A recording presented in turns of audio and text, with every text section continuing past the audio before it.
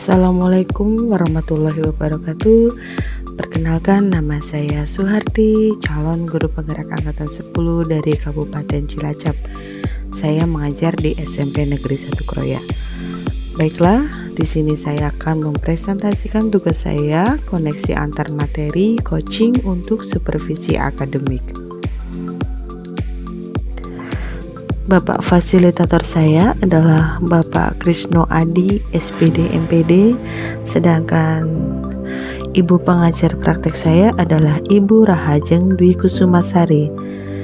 Saya sendiri, Suharti, calon guru penggerak angkatan 10 dari Kabupaten Cilacap. Tujuan pembelajaran khusus, di mana calon guru penggerak menyimpulkan dan menjelaskan keterkaitan materi yang diperoleh dan membuat refleksi berdasarkan pemahaman yang dibangun selama modul 2 dalam berbagai media. Refleksi materi pembelajaran modul 2.3 coaching untuk supervisi akademik. Coaching artinya sebuah proses kolaborasi yang berfokus pada solusi, berorientasi pada hasil dan sistematis, di mana coach memfasilitasi peningkatan atas perform kerja, pengalaman hidup dan pembelajaran diri dan pertumbuhan pribadi dari coachee. Paradigma berpikir coaching. 1. Fokus pada coachee yang dikembangkan.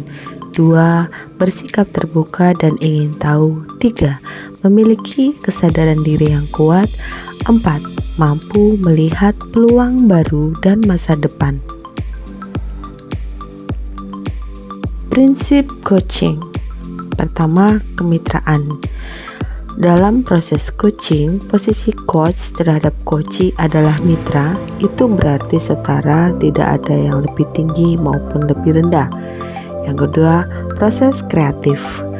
Proses kreatif dilakukan melalui percakapan yang dua arah, memicu proses berpikir coachee, memetakan dan menggali situasi coachee untuk menghasilkan ide-ide baru.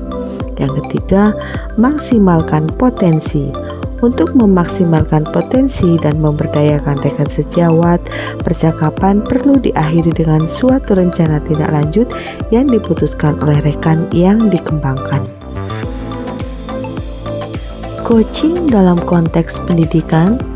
Menurut filosofi Ki Hajar Dewantoro, proses coaching sebagai komunikasi pembelajaran antara guru dan murid diberikan ruang kebebasan untuk menemukan kekuatan dirinya dan peran pendidik sebagai pamong dalam memberi tuntutan dan memberdayakan potensi yang ada agar murid tidak kehilangan arah dan menemukan kekuatan dirinya tanpa membahayakan dirinya. Sistem Among. Ing ngarso sung tulodo, ing madyo mangun karso, tut wuri handayani. Menjadi semangat yang menguatkan keterampilan komunikasi guru dan murid dengan menggunakan pendekatan coaching. Tut Wuri Handayani menjadi kekuatan dalam pendekatan coaching dengan memberdayakan Handayani semua kekuatan diri pada murid. Kompetensi inti coaching. Pertama, kehadiran penuh atau presence. Kemampuan untuk bisa hadir utuh bagi coachee sehingga badan, pikiran, hati selaras saat sedang melakukan percakapan coaching. 2. Mendengarkan aktif. Seorang coach yang baik akan mendengarkan lebih banyak dan lebih sedikit berbicara. Fokus pada pusat komunikasi adalah pada diri coachee, yakni mitra berbicara. 3. Mengajukan pertanyaan berbobot. Pertanyaan yang diajukan dapat menggugah orang untuk berpikir, menstimulasi pemikiran coachee, memunculkan hal-hal baru, mengungkapkan emosi.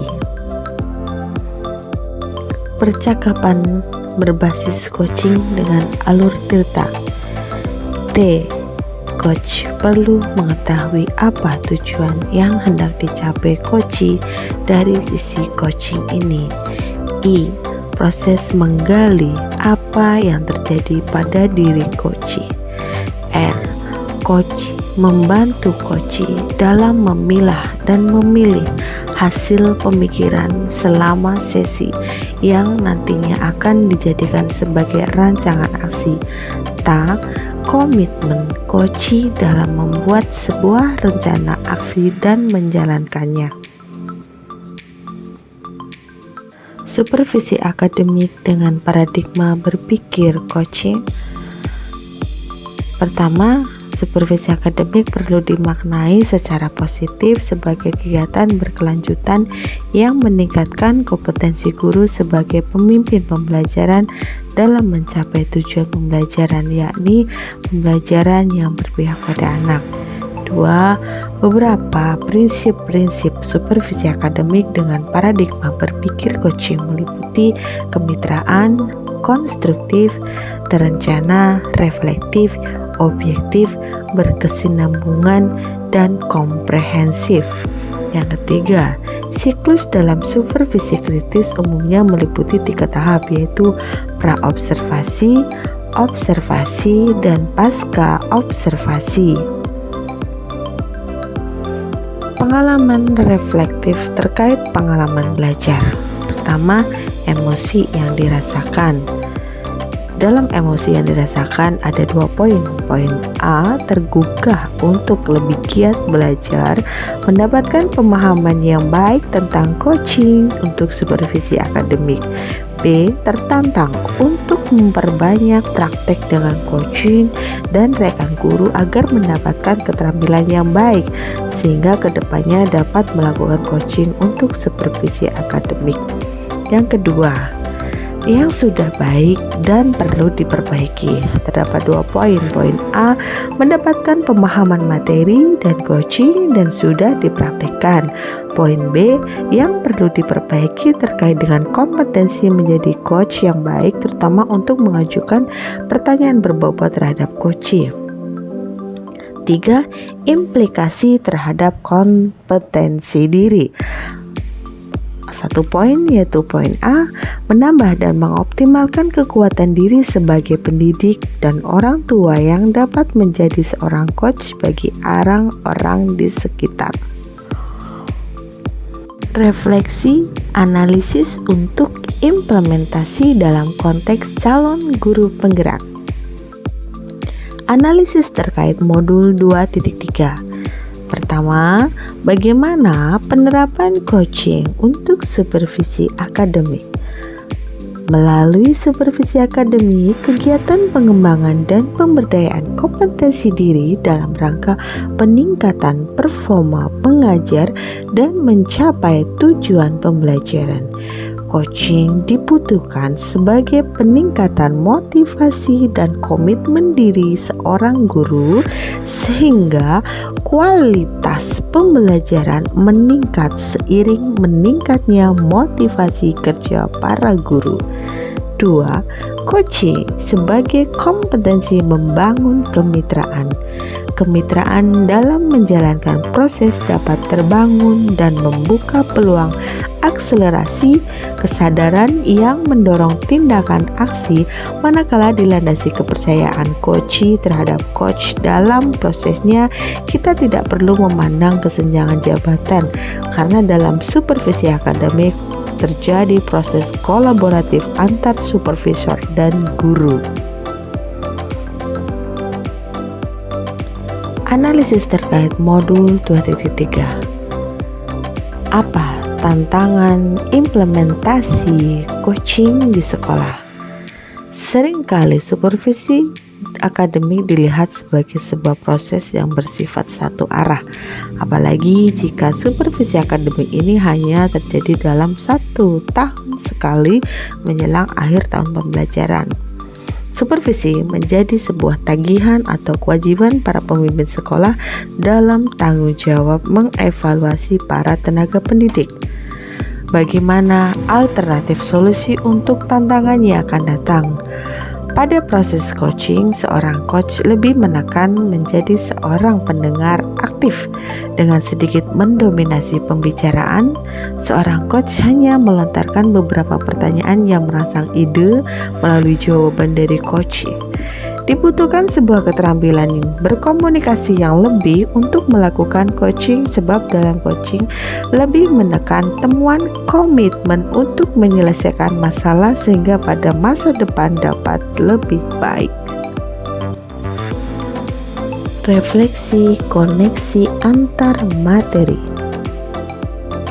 Coaching untuk supervisi akademik ada dua. Pertama 2.1 yaitu pembelajaran berdiferensiasi, di mana dalam pembelajaran berdiferensiasi diadakan pemetaan dengan tiga cara, yaitu pertama ada minat siswa, yang kedua ada kebutuhan belajar siswa, dan yang ketiga ada profil belajar siswa.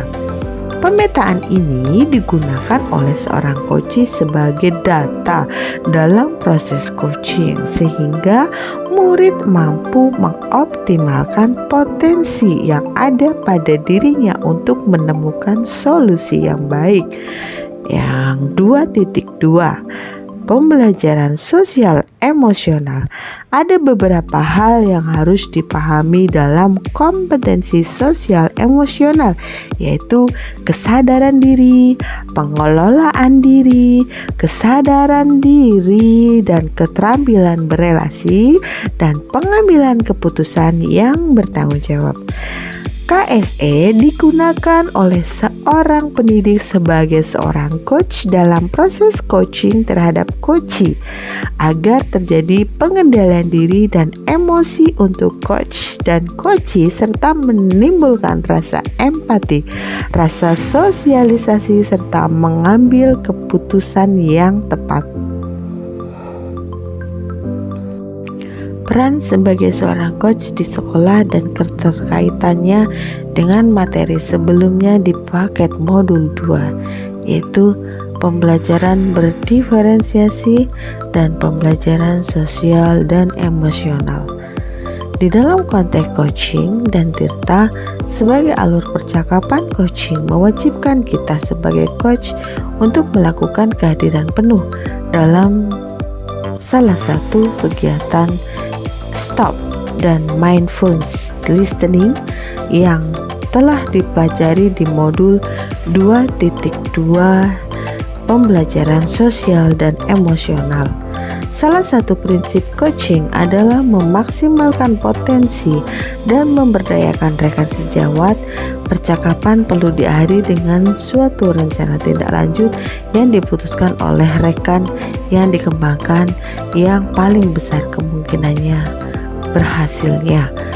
Karena potensi coach beragam, maka keterampilan sosial emosional diperlukan untuk memaksimalkan potensi coach. Terima kasih. Salam guru penggerak.